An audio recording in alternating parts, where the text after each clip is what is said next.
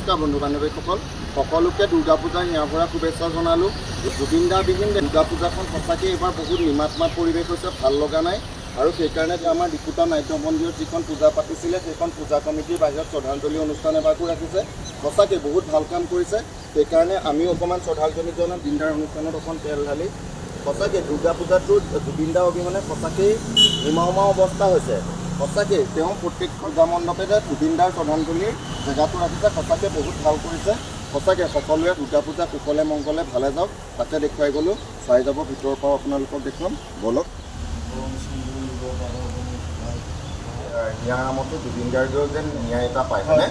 আৰু কাৰণ অসমৰ মানুহৰ এটাই প্ৰশ্ন আছে যে আমাৰ জুবিন গাৰ্গে ন্যায় পাওক, হয়নে নহয়? হয়, এইলৈও আপুনি অকণমান আশীৰ্বাদ কৰি দিছে, হয়নে নহয়? হয় হয়, এইবাৰ দুৰ্গা পূজাৰ অনুষ্ঠান হৈছে যদি সকলোৱে মানে জুবিন দাৰ ন্যায়টোৱে বিচাৰিছে।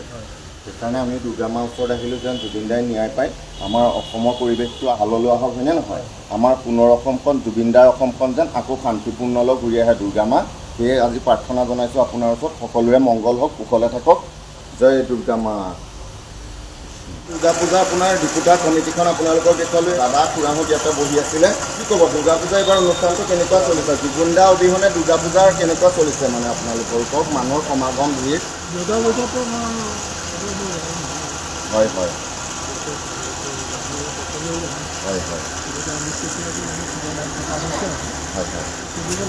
আৰু আপোনালোকৰ পূজা মণ্ডপত সোমাই আহি এটা ভাল লাগিল। আমাৰ হিয়ামতো জুবিনদাৰ পোষ্টাৰখনো এনেকৈ পেলাই শ্ৰদ্ধাঞ্জলি কৰি ৰাখিছে যে সঁচাই প্ৰত্যেক পূজা মণ্ডপতে এইবাৰ ৰাখিছে, হয়নে নহয়? ভালো হয় হয়, বহুত ভাল হৈছে এইটো। হয় হয়, তাকে আপোনাৰ এয়া আমাৰ শৰাইও দিছিলোঁ, প্ৰসাদ লৈ ল'লোঁ।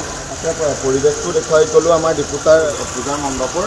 তাকে সকলোকে দুৰ্গা পূজাৰ শুভেচ্ছা জনালোঁ। লগতে আমাৰ সকলোৱে যেন ভালে কুশলে মংগলে যায় দুৰ্গা পূজাটো, সেইকাৰণে দেখুৱাই গ'লোঁ। আৰু অসমৰ শান্তি পৰিৱেশবিলাক যি অপায়মংগল হৈ আছে, যেনেকুৱা পৰিস্থিতি এটা হৈ আছে অসমৰ বাতাবৰণটো যেন শান্তিলৈ আহে, দুৰ্গা মাই শান্তি পৰিৱেশ কৰক, হয়নে নহয়?